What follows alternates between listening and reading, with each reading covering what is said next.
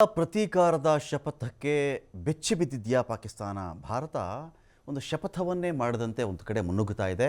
ಯಾವೆಲ್ಲ ರೀತಿಯಲ್ಲಿ ಪಾಕಿಸ್ತಾನವನ್ನು ಕಟ್ಟಿ ಹಾಕಬಹುದು, ರಾಜತಾಂತ್ರಿಕವಾಗಿ ಆದರೂ ಸರಿ ಅಥವಾ ಕೆಲವೊಂದಷ್ಟು ಸೇವೆಗಳನ್ನು ಪಾಕಿಸ್ತಾನಕ್ಕೆ ನಿಲ್ಲಿಸೋ ವಿಚಾರದಲ್ಲಾದರೂ ಸರಿಯೇ, ಏನೆಲ್ಲ ರಫ್ತಾಗ್ತಾ ಇತ್ತೋ ಭಾರತದಿಂದ ಪಾಕಿಸ್ತಾನಕ್ಕೆ, ಆ ಮೂಲಕ ಅದನ್ನು ಸ್ಟಾಪ್ ಮಾಡೋ ಮೂಲಕವಾಗಾದರೂ ಸರಿ, ಅಥವಾ ಪಾಕಿಸ್ತಾನದಿಂದ ನಾವೇನು ನಾವು ಆಮದು ಮಾಡ್ಕೊಳ್ತಾ ಇದ್ವಲ್ಲ ಆ ವಿಚಾರದಲ್ಲಾದರೂ ಸರಿ ಕಟ್ಟಿ ಹಾಕ್ತಕ್ಕಂಥ ಪ್ರಯತ್ನ ಮಾಡ್ತಾ ಇದೆ. ರಾಯಭಾರಿಗಳನ್ನು ಜಾಗ ಖಾಲಿ ಮಾಡಿ ಅಂತ ಹೇಳಿ ಆಯಿತು. ಪಾಕಿಸ್ತಾನದ ಪ್ರಜೆಗಳು ವೀಸಾ ಇಟ್ಕೊಂಡು ಇಂಡಿಯಾಗೆ ಯಾರಾದರೂ ಬಂದಿದ್ದರೆ ಮೊದಲು ನೀವು ಜಾಗ ಬಿಡಿ, ಇಲ್ಲದಿದ್ದರೆ 3 ವರ್ಷ ಜೈಲಿಗೆ ಹಾಕ್ತೀನಿ ನಿಮ್ಮನ್ನು ಹೇಳಿ ಆಯಿತು. ಎಲ್ಲ ಶಪಥಕ್ಕೆ ಪಾಕಿಸ್ತಾನ ಬೆಚ್ಚಿ ಬಿದ್ದಿದೆಯಾ ನೋಡಿ. ಪಾಕ್ ಸೇನಾ ಮುಖ್ಯಸ್ಥನೇ ಪರಾರಿ. ಪಾಕ್ ಸೇನಾ ಮುಖ್ಯಸ್ಥನ ಬಗ್ಗೆ ಮಾತಾಡ್ತಿರೋದ್ರಿ, ಯಾವುದೋ ಪಾಕಿಸ್ತಾನದ ಒಬ್ಬನೋ ಇಬ್ಬನೋ ಸೈನಿಕನ ಬಗ್ಗೆ ನಾನು ಮಾತಾಡ್ತಾ ಇಲ್ಲ. ಇಲ್ಲಿ ಸೇನಾ ಮುಖ್ಯಸ್ಥನೇ ದೇಶ ಬಿಟ್ಟು ಓಡಿ ಹೋಗ್ಬಿಟ್ಟಿದ್ದಾನಲ್ಲಿ. ಪಾಕಿಸ್ತಾನದ ಸೇನಾ ಮುಖ್ಯಸ್ಥ ಮಾಡಿರ್ತಕ್ಕಂಥ ಕೆಲಸ. ಅಲ್ಲಿಗೆ ಪಾಕಿಸ್ತಾನದ ಸೇನೆ ಇವಾಗ ಹೇಗಾಗಿರುತ್ತೆ ಅಂತ ಹೇಳಿದ್ರೆ, ನಾವಿಕನಿಲ್ಲದ ಹಡಗು.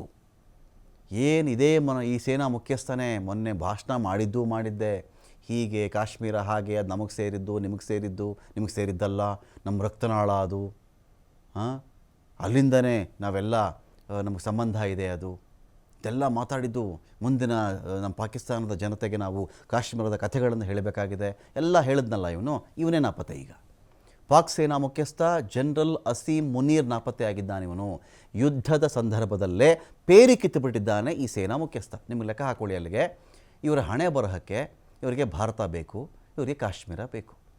ಯಾರೋ 4 ಜನನ ಬ್ರೈನ್ ವಾಶ್ ಮಾಡಿ ಅವ್ರನ್ನ ಸೈನಿಕರು ಅಂತ ತಯಾರು ಮಾಡಿ ಉಗ್ರಗಾಮಿಗಳ ವೇಷದಲ್ಲಿ ಭಾರತ ಒಳಗಡೆ ಬಿಡೋದು ಈ ರಣಹೇಡಿಗಳ ಕೆಲಸ. ಇದು ಯುದ್ಧಾನ್ನಿ. ಸೈನಿಕರು ರಾಜೀನಾಮೆ ಕೊಡ್ತಾರೆ, ಸೇನಾ ನಾಯಕನೇ ರಾಜೀನಾಮೆ ಕೊಡ್ತಾ ಇದ್ದಾನೆ. ಎಲ್ಲಿ ಯಾವ ಬಂಕರಲ್ಲಿ ಈ ಅಸೀಮ್ ಆಶ್ರಯ ಪಡೆದಿದ್ದಾನೋ ಗೊತ್ತಿಲ್ಲ. ಯಾವುದೋ ಬಿಲದೊಳಗಡೆ ಅಡಕೊಂಡು ಕೂತಿದ್ದಾನೆ ದ ಸೋಕಾಲ್ಡ್ ಸೇನಾ ಮುಖ್ಯಸ್ಥ. ಸೈನಿಕರ ರಾಜೀನಾಮೆ ಪರ್ವ ಅಂತೂ ಮುಂದುವರಿತಾನೇ ಇದೆ, ನಿಲ್ತಾನೇ ಇಲ್ಲ. ಅವ್ರಿಗೆ ಊಟನೇ ಇಲ್ಲ ರೀ, ಅಲ್ಲಿ ಊಟನೇ ಇಲ್ಲ ಅವ್ರಿಗೆ. ಯಾಕೆಂದರೆ ಬೆಲೆ ಏರಿಕೆ ಹಾಗೆ ಕಾಡ್ತಾ ಇದೆ ಒಂದು ದೇಶವನ್ನು.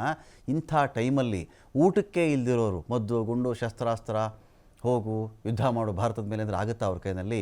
ನೀವು ಬೇಡ, ನಿಮ್ಮ ಯುದ್ಧನೂ ಬೇಡ, ನಿಮ್ಮ ಕೆಲಸವೇ ಬೇಡ ಅಂಥೇಳಿ ಸಾವಿರಾರು ಜನ ಪಾಕಿಸ್ತಾನದ ಸೈನಿಕರು ಆಲ್ರೆಡಿ ರಾಜೀನಾಮೆ ಕೊಟ್ಟಾಗಿದೆ. ಗೊತ್ತಲ್ಲ ಅವ್ರಿಗೆ, ಅಕಸ್ಮಾತ್ ಯುದ್ಧ ಬಂದರೆ 4 ಬಾರಿ ಸೋಲಿಸಿರ್ತಕ್ಕಂಥ ಭಾರತಕ್ಕೆ 5ನೇ ಬಾರಿ ದೊಡ್ಡ ವಿಷಯ ಏನಲ್ಲ. ಈಗಲೂ ನಮ್ಮನ್ನು ಸೋಲಿಸ್ತಾರೆ ಅವರು.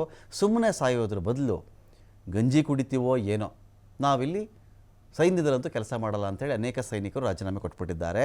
ಈ ಕಡೆ ಸೇನಾಧಿಕಾರಿ ಕಣ್ಮರೆ, ಆ ಕಡೆ ಸೈನಿಕರ ರಾಜೀನಾಮೆ. ಇವನು ಫ್ಯಾಮಿಲಿ ಎಲ್ಲ ಸೇಫ್ ಆಗಿಬಿಟ್ರು. ಈ ಥರದ್ದು ಭಾಷಣ ಮಾಡೋಕ್ಕೆ ಹೇಳಿ, ಏನು ಕಾಶ್ಮೀರ ನಮ್ಮದು, ಅದು ಇದು POK IOK ಎಲ್ಲ ಮಾತಾಡ್ತಾರೆ. ಇಂಡಿಯಾ ಆಕ್ಯುಪೈಡ್ ಕಾಶ್ಮೀರ್, ಇಡೀ ಕಾಶ್ಮೀರವನ್ನು ಇಂಡಿಯಾನೇ ಆಕ್ಯುಪೈ ಮಾಡ್ಕೊಂಡ್ಬಿಟ್ಟಿದೆ ಅಂತೆ. ಇಂಥವರೆಲ್ಲ ಇದು ಮಾತಾಡ್ತಾ ಇರ್ತಾರೆ.